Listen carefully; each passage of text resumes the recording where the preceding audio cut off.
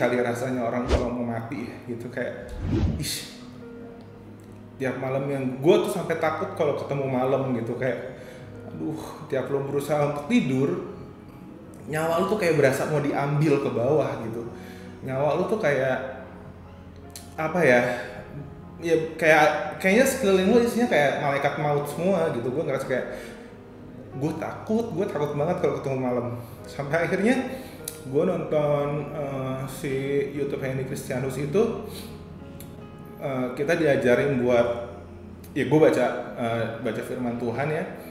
Gue lupa sih ada di mana, cuman dia ingetin kalau sakit yang ada sama lo itu tidak akan membawa kematian, tapi akan memuliakan anak Allah gitu. Gue kayak rasanya kayak oke nih, kayak apa ya, itu ada rasa, ada yang menguatkan gue kalau ya ini mungkin Tuhan mau pakai gue buat cerita sama teman-teman semua gitu. Kayak this is pandemic, it's real, but God it's more than real gitu. Maksudnya kayak ya pandemi ini ada, cuman lo nggak sendirian gitu.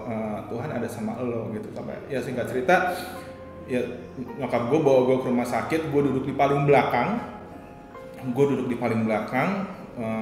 Akhirnya gue diswab ulang. Waktu itu di rumah sakit UI. Gue minta yang sehari jadi sih saat itu.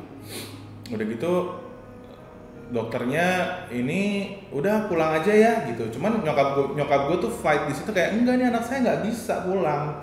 Anak saya udah nggak apa istilahnya udah lemes banget dok. Sampai akhirnya balik lagi ya, itu ibu ya. Maksud gue kayak nyokap lo tuh bisa tiba-tiba jadi superwoman, mungkin more than Wonder Woman.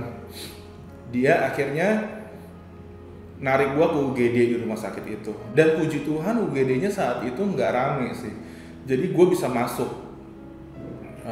Terus nyokap gua bilang, dok ini anak saya udah positif, cuman lagi dokternya nanya di swab di mana, ada di drive-thru.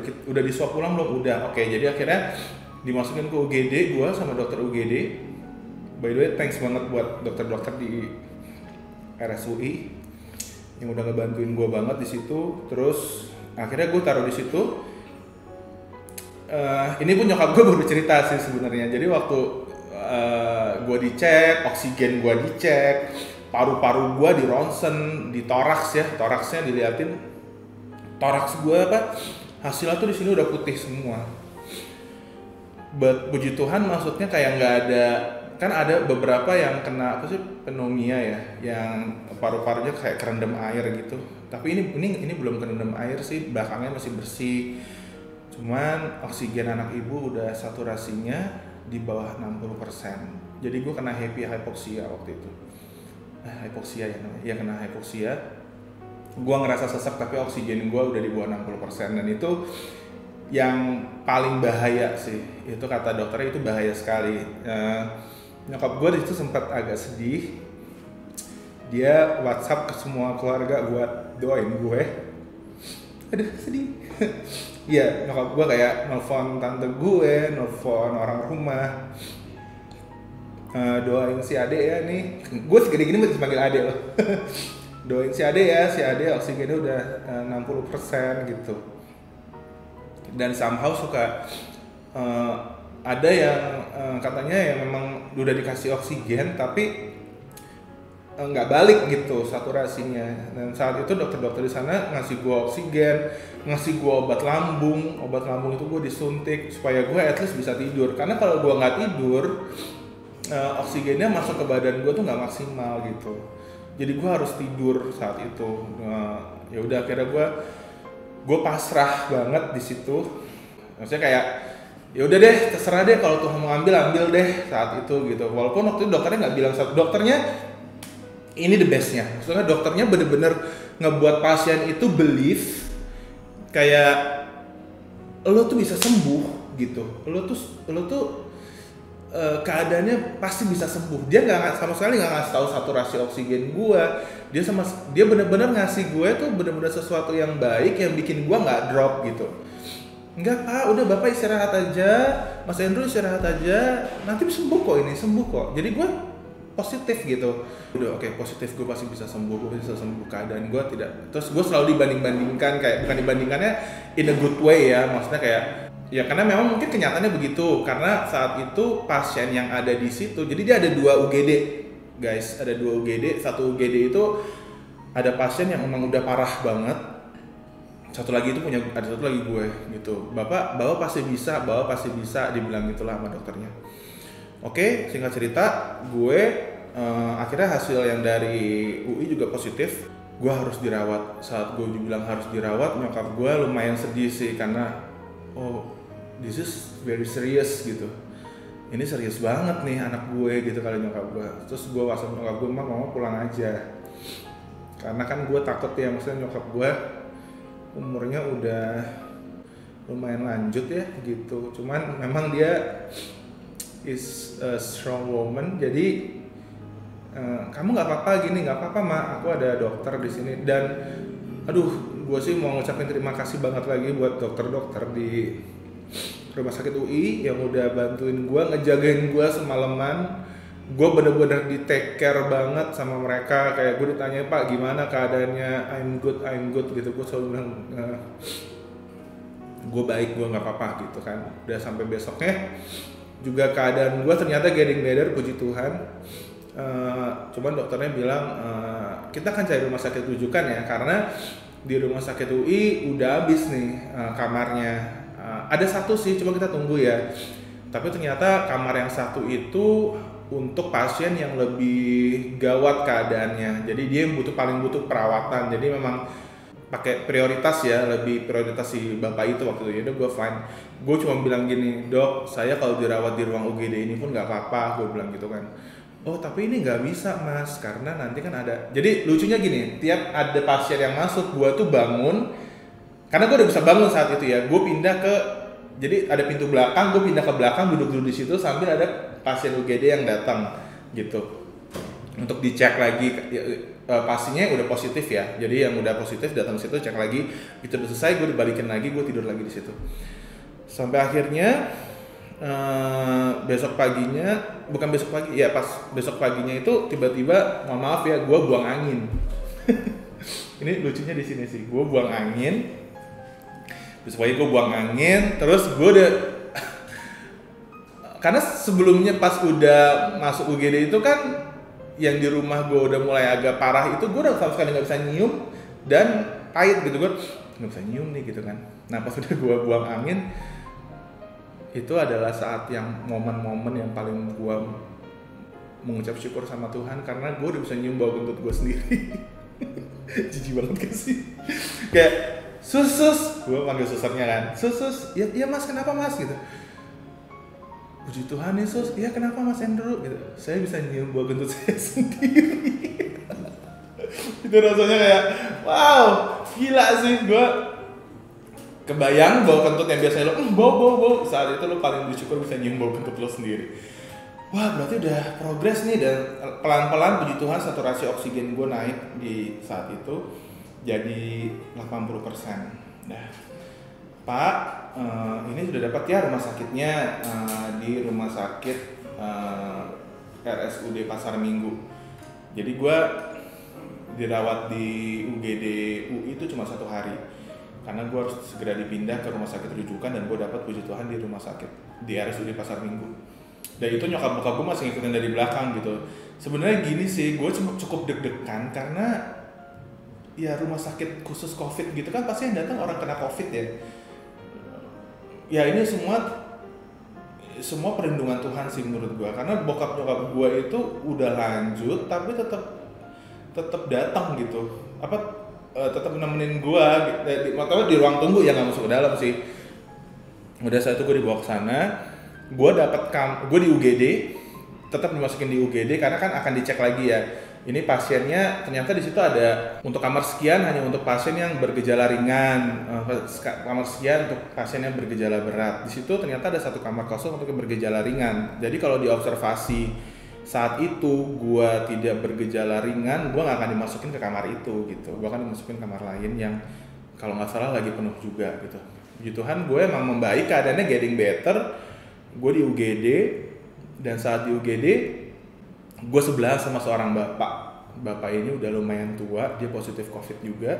Gue pada saat ngeliat dia itu kan kita ada apa sih tabel oksigen yang tit tit, dia itu udah tinggal yang tit deg deg tit deg deg. Lo makin gimana perasaan lo di situ gitu kan? Gue kayak aduh, gue tuh nggak bisa ketemu yang kayak begitu sampai akhirnya kapan ya ini gue bisa pindah kamar gitu. Dan gue dapat kamar akhirnya jam 9 malam, gue masukin ke kamar. Satu kamar itu isinya 4 orang. Oke lah, semua masuk ke situ. Terus nyokap gue udah pulang. Gue bilang sama nyokap gue, rumah langsung segera di desinfektan. Karena kan walaupun gue nggak kemana-mana sih, gue cuma di kamarnya, tapi udahlah di desinfektan aja. Akhirnya rumah gue di desinfektan. Dan gue bukan orang yang menutupi gue kena COVID ya waktu di komplek perumahan gue. Akhirnya nyokap gue tuh lapor ke RT lapor ke puskesmas, dan puskesmas tuh tadinya mau ngejemput gue, cuman keburu gue udah dibawa ke rumah sakit duluan kayak.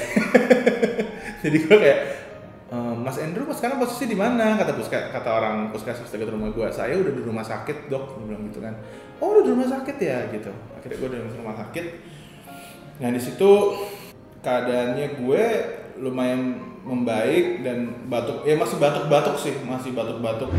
Selama di rumah sakit gue kenalan sama orang-orang baru, ada Mas Sidik, ya Mas kalau nonton, ada Jamal, ada satu bapak yang udah usia lanjut kena juga, ya gue lupa sih namanya, ada Wahid juga ya. Kamar itu teman-teman, jadi kamar COVID ini tuh emang bener-bener most wanted, maksudnya bukan most wanted sih. Jadi begitu lo ada yang sembuh, itu akan langsung diisi lagi sama orang baru. Kebayang gak sih COVID ini tuh beneran ada gitu. Jadi mau lo bilang ini konspirasi, mau lo bilang ini cuma pengalihan isu, gue agak sebel sama orang kayak gitu. Dan ini ya gue mau nge-share ini supaya teman-teman di luar sana tahu juga gitu. Gue adalah bukti hidupnya si COVID ini ada loh gitu, maksud gue. By the way, thanks banget buat teman-teman di RSUD Pasar Minggu juga, buat para medis, buat nakes yang ada di sana. Thank you banget, gue udah dirawat dengan baik, gue udah perhatikan dengan baik. Makasih banget teman-teman semua nakes di sana, sehat terus, nggak kena COVID ya, amin. Dengar orang kena COVID nggak bisa tidur waktu di rumah sakit, mungkin dia lagi dapat obat itu, karena efeknya beda-beda. Ada yang bisa bikin lo tidurnya enak, ada yang bisa bikin lo nggak bisa tidur. Nah gue dapetnya mungkin reaksi di gue saat itu nggak bisa tidur. Udah gue jadi kayak aduh linglung. Akhirnya si Mas Sidik nih sebelah gue, sama orangnya sebelah gue, kenapa Mas Andrew nggak bisa tidur, kata dia.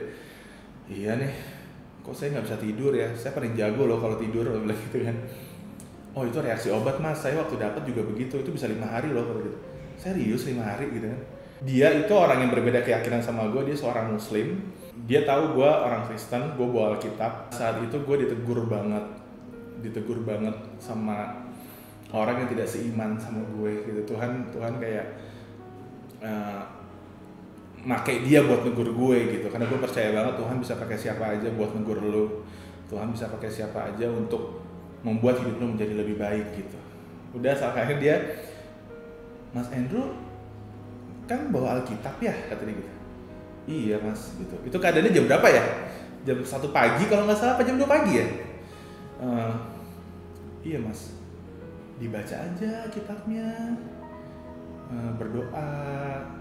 Kan Mas Andrew juga kalau orang Kristen suka nyanyi tuh, nggak apa-apa Mas, nyanyi aja gitu. Nggak tahu muka gue kayak apa di situ, kayak digamparin orang sekampung. Gue ditegur sama orang yang nggak seiman sama gue gitu, maksudnya kayak, dan dia juga bilang saya pun juga gitu Mas. Awal saya dikasih obat itu dia baca Al-Qur'annya, dia ngaji bahkan gitu, untuk ya jadinya membuat hidup lo semakin dekat sama Tuhan sih gitu. Dan akhirnya iya ya, Alkitab ngapain gue bawa kalau gue bacanya juga entar sok gitu kan. Akhirnya di situ gue kayak diajarin, pagi gue baca Alkitab, siang gue baca Alkitab, malam gue baca Alkitab. Dan gue dapat rema ya, kayak lo dapat hidup, lo kerja itu full nyari duit. Once lo udah sakit itu kayak nggak apa ya, kayak nothing gak sih gitu, lo nggak bisa menikmati apa-apa gitu. Dan somehow lo lupa kalau lo punya Tuhan juga gitu. Tuhan lo ini mau ngobrol sama lo di tiap pagi, mau berkomunikasi, tapi lo juga kayak cuek aja. Lo lebih pentingin kerjaan lo, lebih pentingin hal-hal yang apa ya, uang lo gitu. Gue mikir kayak Tuhan ini sayang banget sama gue ya, kayak gue dikasih penyakit ini untuk kayak oke, this is my time, kata Tuhan gitu kali ya. Ini waktu gue sama lo doang nih. Yuk kita berduaan, kita ngobrol bareng, kita memperbaiki hubungan lo yang sama gue mungkin jauh ya gitu.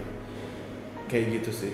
Gue jadi kayak ya itulah hebatnya ya. Tuhan bisa pakai siapa aja, bahkan dia yang nggak seagama sama gue bisa Tuhan pakai buat negor gue gitu. Hari ke-10 gue di swab, hari ke-11 itu belum keluar, cuman hari ke-11 itu CT gue udah tinggi banget, udah di atas 40 setahu gue. Dan gue udah punya antibody. Jadi sekarang kan emang peraturan WHO kan lo nggak perlu, lo boleh keluar dari rumah sakit kalau walaupun lo belum negatif kan, yang penting CT lo udah tinggi banget, udah tinggi dan udah ada antibody gitu. Akhirnya gue waktu itu pulang ke rumah dalam keadaan emang masih positif, cuman virusnya sudah tidak menularkan. Gue harus karantina juga 14 hari sambil nunggu si swabnya keluar. Akhirnya hari ke-13 itu swab gue udah keluar dan gue negatif. Puji Tuhan banget. Tapi gue masih karantina di rumah sampai 15 hari waktu itu. Hari ke-15 gue akhirnya swab lagi. Walaupun udah dapat negatif dari rumah sakit, akhirnya gue swab lagi di salah satu rumah sakit dekat rumah gue lah gitu. Dan puji Tuhan hasilnya negatif juga. Jadi gue kayak, walaupun WHO tidak mewajibkan untuk lo swab 2 kali kan. Setelah gue keluar gue tetap masih terapi, tapi nggak bisa di rumah sakit yang sama. Lo harus pilih rumah sakit lain. Rumah sakitnya itu di dekat Kebayoran karena emang gue udah biasa di situ gitu. Karena gue ngerasa gini, gue masih batuk-batuk gitu. Gue ngerasa batuk-batuk terus. Ini beneran gue sembuh nggak sih? Akhirnya gue ke dokter paru, dicek paru gue, oke, bagus banget ini parunya gitu. Karena gue saat itu juga minum suplemen terus kan. Ya ini ibaratnya kalau lo kena cacar tuh ada bekasnya, sama COVID juga sama kayak begitu. Cuman bekasnya beda-beda. Nah kebetulan dia ninggalin bekas itu di paru-paru gua. Jadi paru-paru gua itu misalnya filter lo ada 100, gua tuh filternya mungkin tinggal 60 filter parunya. Filter lo 60. Cuman ini bukan yang nggak bisa tumbuh ya, dia bisa sembuh lagi sih. Itu cuman butuh proses. Yang bikin gua sedih adalah karena gua kan nyanyi juga ya. Saat itu kalau gua nyanyi misalnya meski waktu datang, gua kayak gitu-gitu. Gua ngerasa aduh Tuhan, masa gue nggak bisa nyanyi lagi nih gitu. Akhirnya dokter nih, kamu minum obat ini ya, ini bagus buat pasien saya, buat ya serentak itu 200.000 pokoknya. Jadi gue itu harus minum, kalau buat total itu harga obatnya 450.000 lah buat paru lo. Jadi lo minum itu setiap 10 hari sekali, setiap sebulan. Sedihnya obat itu lagi nggak masuk Jakarta. Yang masuk itu ada 1, itu pun buat children. Jadi misalnya gini, buat children itu isinya 10 pil. Kalau buat children itu bisa buat 10 hari, tapi kalau buat dewasa lu cuma dapat 5 hari. Ya udah deh, gue minum aja kan tuh untuk 5 hari doang ya. Gue minum, sisanya dokternya bilang lo minum ini aja. Ada 1 suplemen itu buat naikin imun. Dan orang yang kena HIV juga minum ini untuk naikin imunnya biar dia sehat terus gitu. Akhirnya gue belilah 1 suplemen ini. Yang mau nanti japri gue ya. Nggak jualan, mau ngasih tau doang. Udah. Dan ya puji Tuhan, tapi emang batuk gue udah sama sekali nggak ada gitu akhirnya kan. Nyanyi juga udah enak banget gitu. Kayak biasa lagi nih sekarang gue gitu. Yang mau gue sharing di sini adalah teman-teman, COVID itu beneran ada. Ya lo nggak pernah akan tahu, lo akan amit-amit jangan sampai kena kayak gue. Rasanya sedih banget.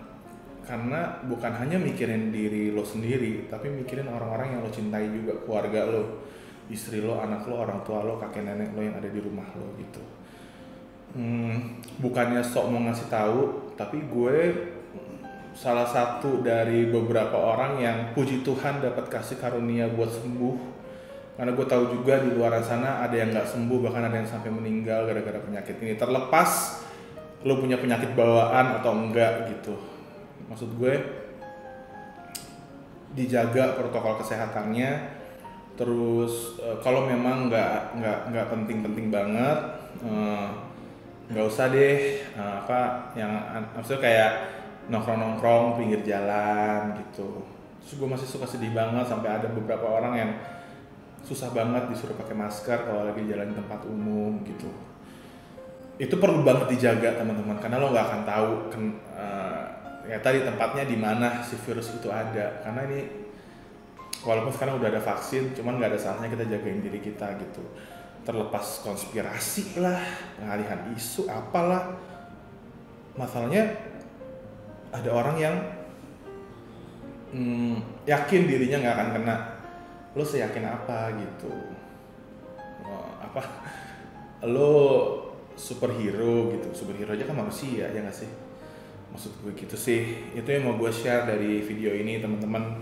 Jadi bukan hanya mau bikin konten, cuman ya gue mau share apa yang gue alami sekarang. Walaupun memang masih banyak banget beberapa orang yang ngasih stigma orang sembuh dari COVID itu mah nggak bakal beneran sembuh, bisa bawa virus tuh nanti gitu. Tolong dihilangin ya pikiran-pikiran kayak gitu, karena kita ini udah cukup berat menghadapi si COVID ini, berjuang taruhannya nyawa juga gitu. Nggak ada yang mau kena kok gitu. Gue juga kena juga, bukan karena gue asik-asikan, emang sengaja jalan-jalan segala macam, enggak gitu. Selain lo emang sakit, rasanya nggak enak, yang paling bikin sebel lagi adalah waktu lo kebuang banyak banget. Lo kebayang 1 bulan itu gue sama teman-teman band gue nggak bisa ngapa-ngapain. Kita beneran di rumah doang, nggak bisa ketemu, nggak bisa ngerjain project kita. Semua harus ketunda. Mini album kita ketunda jadi lama banget, sampai sekarang belum rilis. Karena salah satunya karena itu gitu. Jadi ruginya banyak banget teman-teman. Jadi beneran jaga kesehatannya, minum vitamin, pakai masker, sering cuci tangan. Kalau ketemu orang jangan terlalu deket-deket banget. Emang kelihatannya kayak sombong, cuman ya this is the new normal. Kayak gitu sih. Jadi gue makasih banget buat teman-teman yang udah nonton. Mudah-mudahan pengalaman gue ini menjadi berkat buat teman-teman semua. Buat teman-teman yang udah kena COVID juga semangat, terus berdoa sama Tuhan, berjuang, karena gue pun juga berjuang teman-teman. Apalagi ya itulah, tetap berpikir positif, karena imun kita timbul dari pikiran kita juga gitu. Maksudnya kita harus, kalau udah kena ya kita harus positif bisa sembuh, positif bisa balik lagi, positif untuk tidak berpikir negatif gitu.